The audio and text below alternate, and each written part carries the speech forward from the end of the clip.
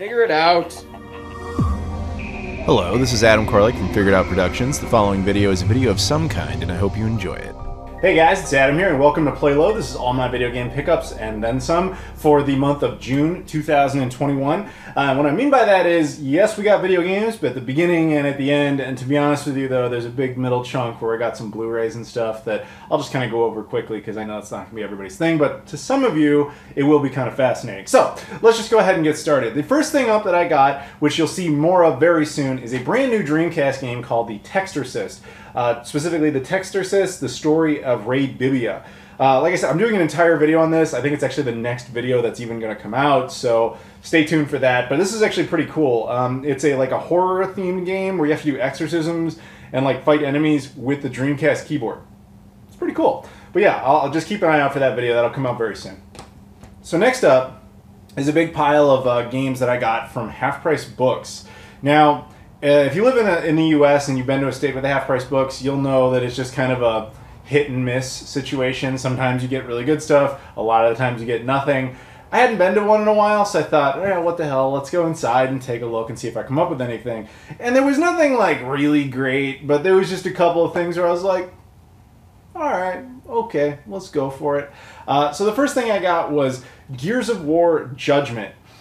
This is actually an Xbox 360 game, but this is like the one that I think that they never really talk about. I think this is like the black sheep of the family. I'm not the biggest Gears of War guy, but I do know that this is kind of the one they kind of pretend never really happened.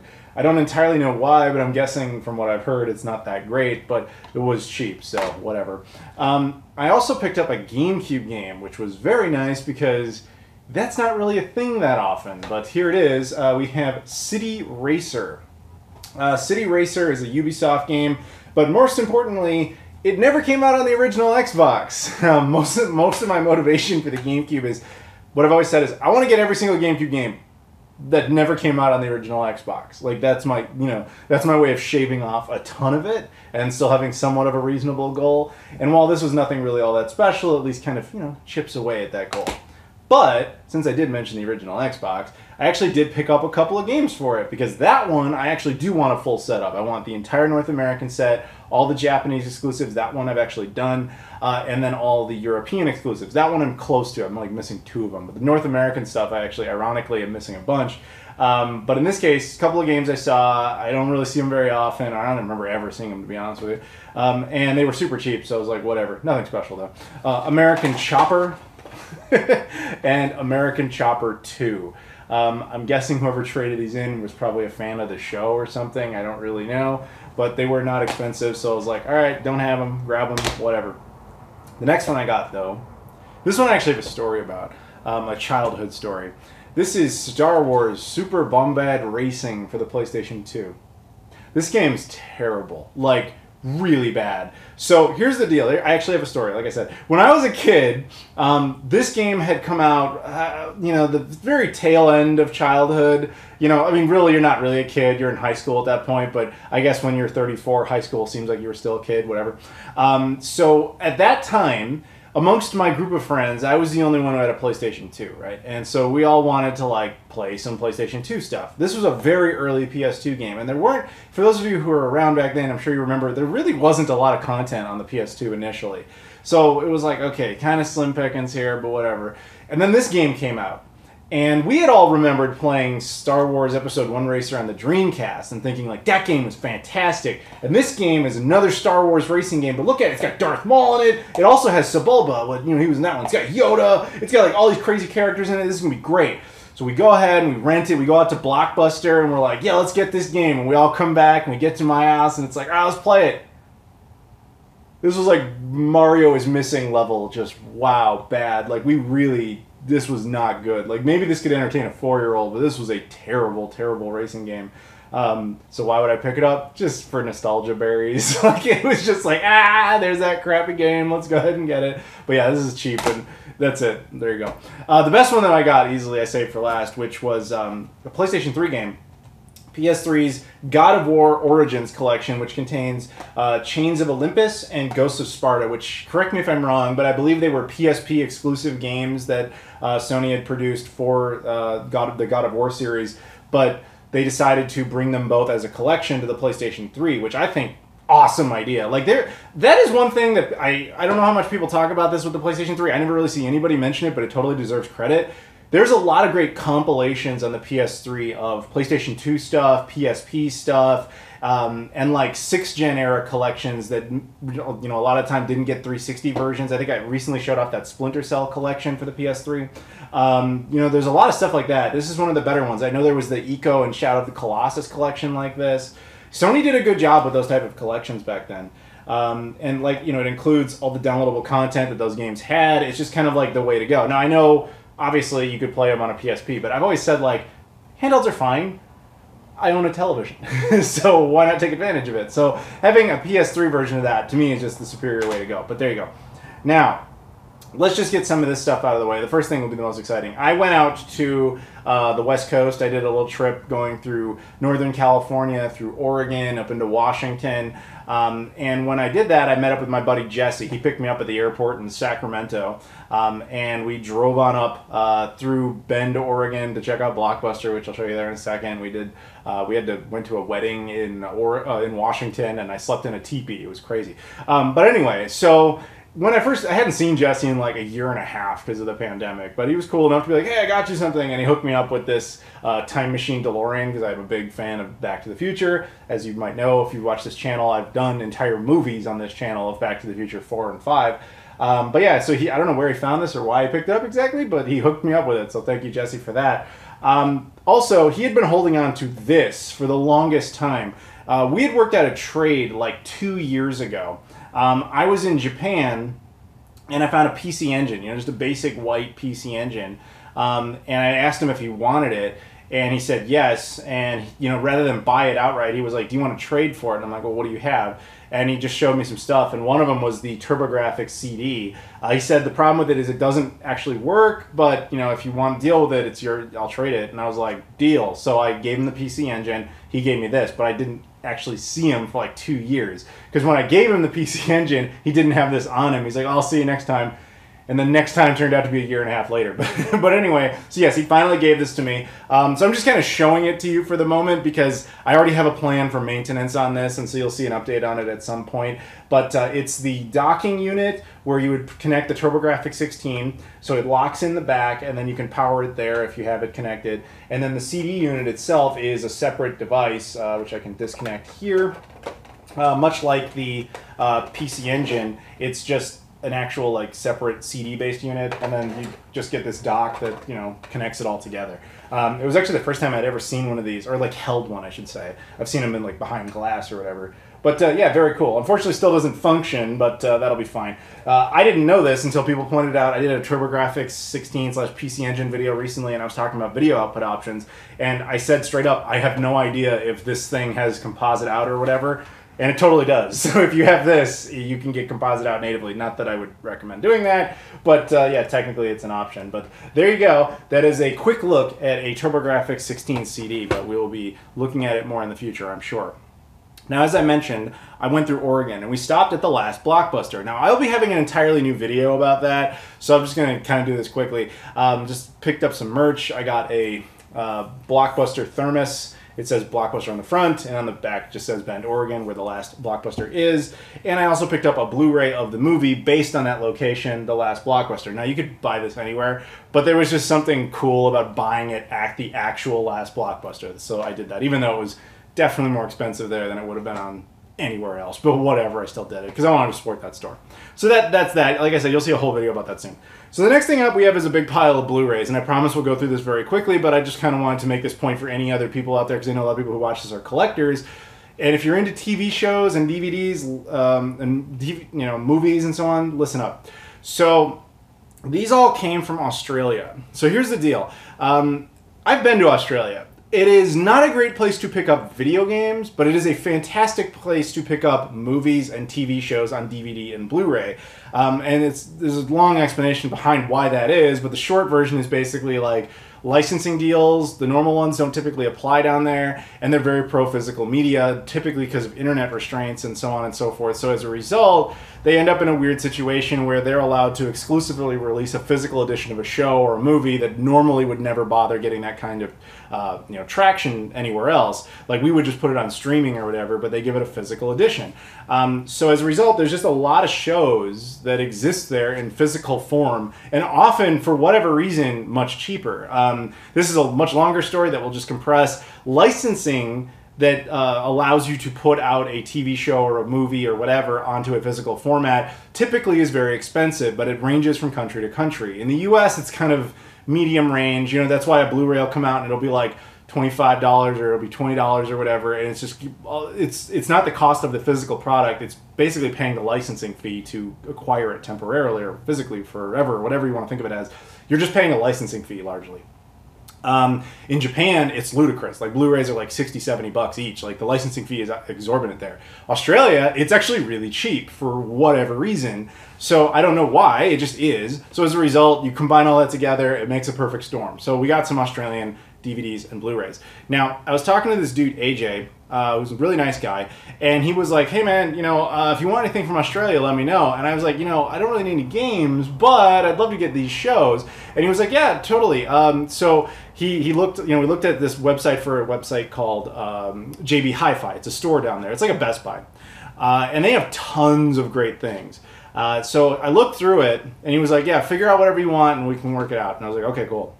The first thing I saw, which I actually did not get from him, was a TV show that some of you might remember called The 4400.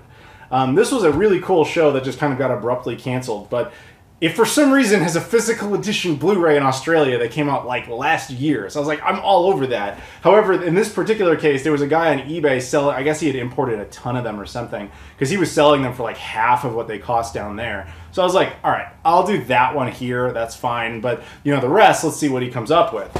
So I found a bunch of them, and he was like, okay, so here's the deal. Yes, I can get you all these, but here's the thing. JB Hi-Fi does sales all the time. Usually like buy one, get one free, or buy one, get one half off, like just different combinations that they're in. And he's like, plus, I actually work there, so I can get you another 20% off of whatever the final total is. So he's like, we can get you some deals, so figure out what you want to do. And I was like, that sounds fantastic. So the first and most obvious one that you're seeing here is the XFiles. Now, the XFiles was by no means exclusive to Australia. We did get a what they call a complete series set in North America, but here's the astonishing difference. In North America, you can look this up right now unless the prices have changed, but at the time I make this video, they have not. On the Amazon US, you can get the XFiles set for like $300 US, and it comes with the first 9 seasons, the original 9 seasons. So it doesn't include like the later 2 seasons they just did out of nostalgia berries. I'm sorry that I keep using that term, but they did the 2 extra seasons that are not part of that set, and it's like $300 bucks. And I was like, wow, that's a lot. And I was like, the X-Files was a fine show, but I'm certainly not paying $300 for most of it. So I looked down there, and he was like, oh yeah, I checked the website. This was like $100 Australian, which is like $75 US. And it's all 11 seasons. So it's got 2 seasons more for like less than a third of the price. Ridiculous. And this is not like a bootleg thing. Like, this is 100% legit. Like, Fox released this. This is all real stuff. It's just cheaper, mostly, I assume, due to the licensing issues. But yeah, and you're probably like, well, what about region coding? Australian DVDs are region 4, Australian Blu-rays are region B. Here's a fun fact about that. I have never run into that problem. Ever. Not once. I've got a lot of DVDs and Blu-rays from there. Almost always they're actually region free. I've literally never encountered it as a problem before. And I tested all these, same exact thing, they're all totally region free. Australia is like the king of Blu-ray and TV show and DVD releases. They also recognize that you can import their stuff for cheaper, just people just don't typically do it because people don't typically think to do that. But yeah, so he was able to, this was like $75 retail, and then he got like 25% off of it, or 20% off of it. And it also came with something free, which would be the next one, which was Better Call Saul Season 3. Now, I have Season 1 of this on Blu-ray. This is the spin-off of Breaking Bad. I actually don't own Season 2 or the later seasons, so why did I randomly want Season 3? Well, I was just looking into the options of things, and I was checking out which shows they had versus which ones we had, and then I stumbled across this. Now, this actually, again, did get a US release, but for whatever reason, Season 3 of this show in the US is extremely rare. Like, look it up. It is not a common Blu-ray. I don't know why, but it's super expensive. It is not like your 20 to 30 range. We're talking like 90 to 100 because I guess it was a low print run. I don't know. But in Australia, it was like 20 bucks. And in this case, free because it was just thrown in with the X-Files. Crazy. But either way, awesome. So got that. And then the thing that actually kind of triggered all of this was actually one show that's 2 seasons that was totally exclusive down there. And that is a show called Air Crash Investigation. This is season 18 and season 19. Now here's the thing, I love this show. It is super cheesy, but it's basically just a show that recreates like air crashes throughout history. And I'm the kind of jerk who watches these things on a plane, by the way, so sorry if you ever sit next to me. Yeah, so that show is an American show that's mostly produced in Canada, just with like American funding and a lot of Canadian funding. And for some reason, physical edition only in Australia. Don't know. When I went down there, I got the first 15 seasons, like they has a box set. A buddy of mine went down there and he ended up picking up season 16 and 17 for me. But, you know, AJ just hooked me up with season 18 and 19, and this show just keeps going. It's just like one of those shows that never ends. But either way, very cool to pick those up. So I'm a huge fan. So that was awesome of him to do. So thank you very much, AJ. But he wasn't done because he was like, are there any video games down there that you would want? Anything at all? And then one dawned on me. Shenmue III, by no means an exclusive game to Australia, and you might have heard of it, it's a little indie game, you know, whatever. But the Australian version of this I actually didn't have. You know, I've got like the Russian version, I've got the German version, obviously the American version, I got a whole bunch of Japanese, we got a whole bunch of different versions, but the Australian one I didn't have, and he was like, yeah, I can find that, that's no problem, it's like a $5 game now. Cool! So there you go. Just threw that in the package, so thank you very much. But that's it for that type of stuff. Now we have a bunch of packages here, so thank you again, AJ. Now the packages come from various sources. The last 3 are 100%, I'm sure, are video game related. This one I don't totally know, but we're going to go ahead and find out. This is from my buddy Mikkel. Now Mikkel lives down in Honolulu, Hawaii. Awesome guy. He's also a YouTuber. You should check him out. He does a lot of live streams, especially on Twitch. But anyway, so he just randomly was like, yeah, I'm sending you a package. And I'm like, okay. Awesome dude. Like anytime I go to Hawaii, he's just like, yeah, stay at my place. Don't pay for a hotel. They're too expensive. Come to my house. And so, awesome guy. But anyway, so he sent me this. I don't really know what's in it, but I guess we're going to find out right now. So, yeah, we'll just rip it open. Inside, we have a Ziploc bag. And, okay. Okay. So this is mostly like snacks and stuff. That's pretty cool. Let's see what we've got here. We've got Moana Lua honey roasted macadamia nuts. We've got Jade lemon strip. I have no idea what this is, but thank you. Moana Loa milk chocolate macadamia nuts. Macadamia nuts are obviously much cheaper down there. We have Li Hing sour fruit salads, like some sort of gummy things. Those are cool. And then the last one we got here is Hawaiian Hurricane toppings, mochi crunch, and nori. Hawaiian Hurricane Company. I don't know what this is, but it looks like something for cooking? I don't really know. I'll have to dig more into that. But thank you very much to my buddy Mikkel for hooking me up with the random snack pack. I appreciate it. My gut doesn't really appreciate what you're trying to do to it, but I do. So thank you very much. But let's all right. So those obviously we're not video game related, but very well. Snacks are still cool. But let's get into stuff that is. So these are 3 packages that come from various video game companies. The first one up, this one comes from a company called One Print Games. Now, One Print Games, I've never worked with them before, but they just randomly messaged me and they're like, hey man, we're going to put you on our press list and send you some stuff. And I was like, okay, thank you. So basically what their deal is they're kind of like a limited run games where they do like low production run of games and then they ship them out, you know. They acquire indies and give them physical editions. These guys are based out of Japan, which as far as I know, that makes them the only Japanese company to be doing that. But yeah, that's pretty neat. So let's open it up and take a look at the actual game. Thanks for helping everyone figure it out. Time and time again with surface dives into the inner works on consoles. Your thoughts on the yearly console releases, how to repair consoles that next to no one else owns, of course, and keeping the Dreamcast legacy alive by truly representing Shenmue, which, yeah, obviously. As a way of saying thank you for all your work, here's a copy of our latest release. I hope it finds a safe place on your Switch shelf, if you even have any more shelf space in your game room, that is. I do. I don't know how, but I do.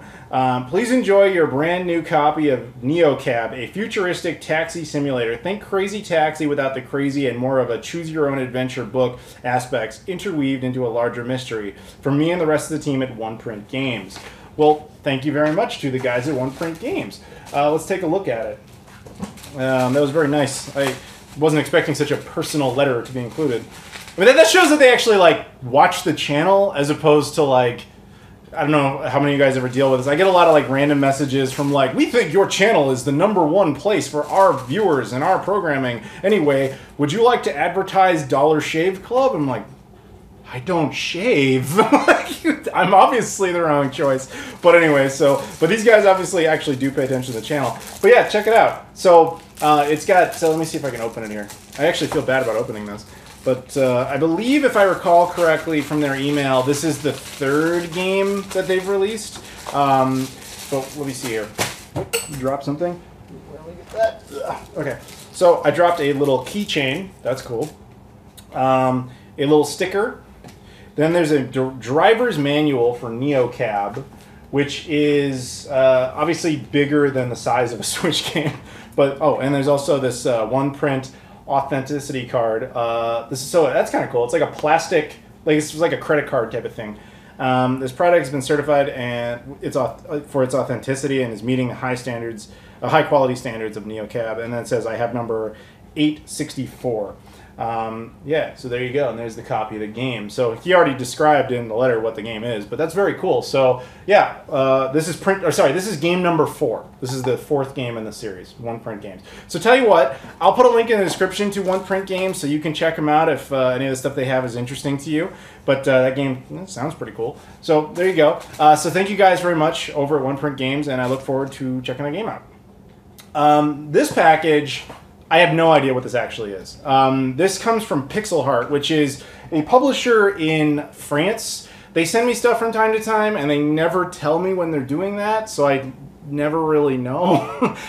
In the past, they've done a lot of Dreamcast games. They've also done the 2 last European Wii U games, and they do a lot of Switch and PS4 stuff. But yeah, they used to tell me like, hey, we're sending you something or whatever. Now it's just like stuff shows up, and I'm like, oh, cool, thanks.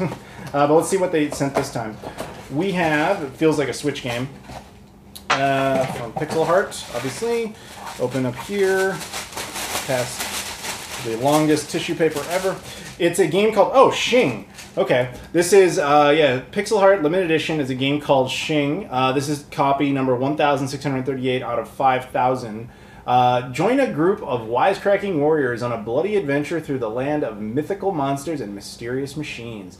Very cool. So yeah, I got some new Switch stuff I can go ahead and check out. So if you're interested in either of these guys, go over to One Print Games or go over to Pixelheart and go ahead and support them and see if you get any cool stuff. So very, very cool. Actually, it's interesting comparing the two because this one actually has the Peggy logo, obviously because it came from Europe, and this one came from Japan, although it doesn't have the Zero system. It's just kind of unrated, which is interesting.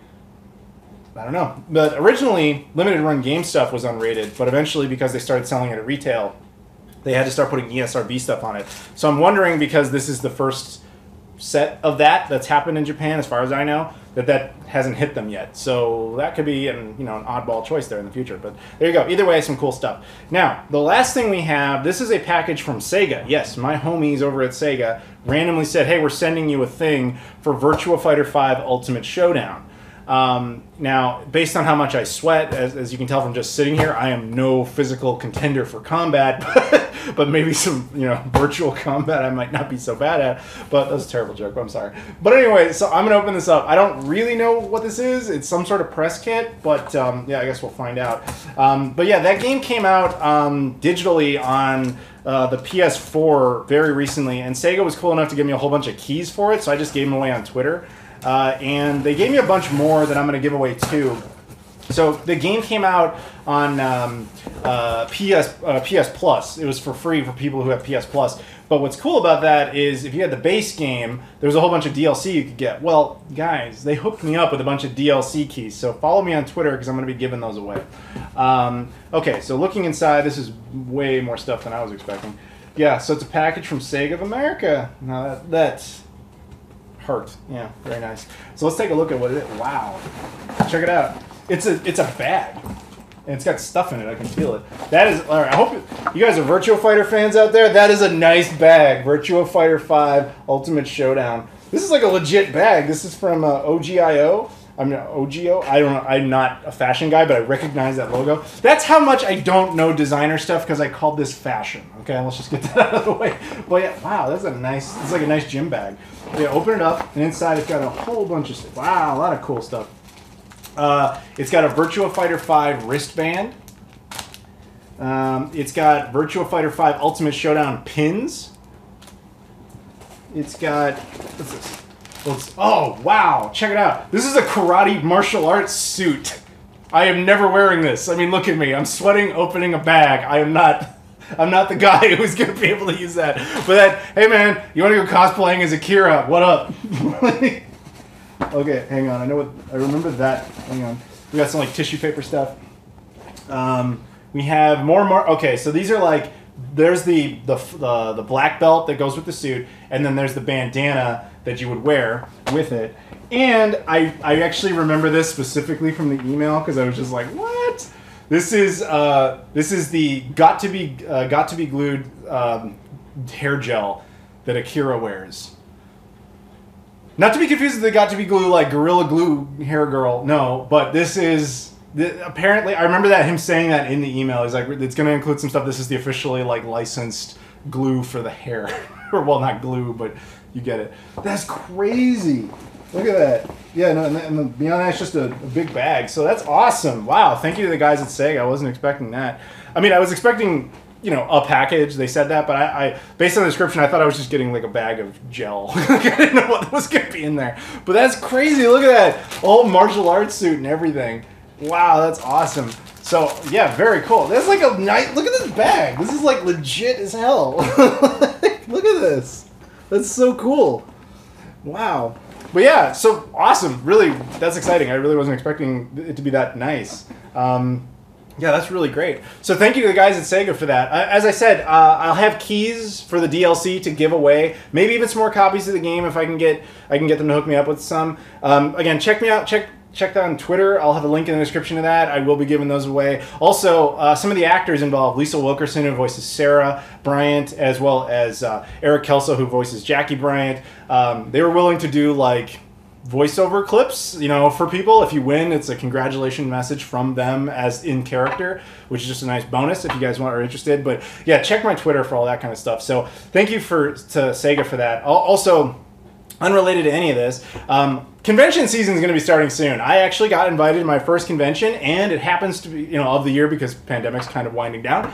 And it's actually going to be here in Chicago on July 17th, I think it is. It's called VGS, Video Game Summit in Chicago. I'll put a link to that in the description too. So if you're anywhere in the Midwest type of area and you feel like coming out to Chicago to come to a retro video game convention and just feel normal, come on out.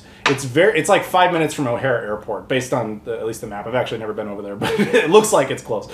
But yeah, so hopefully I'll see some of you guys there. But yeah, so thanks to Sega for the bag. Thank you to the guys at Pixelheart for hooking me up with Shing. Thank you to the guys at One Print Games for NeoCab. Thank you to my buddy Jesse for hooking me up with this, as well as the Time Machine DeLorean. Thank you to Mikkel for the Hawaiian snacks. Again, my gut doesn't thank you, but I do. And thank you very much to AJ for hooking me up with all these Australian blues. I paid him.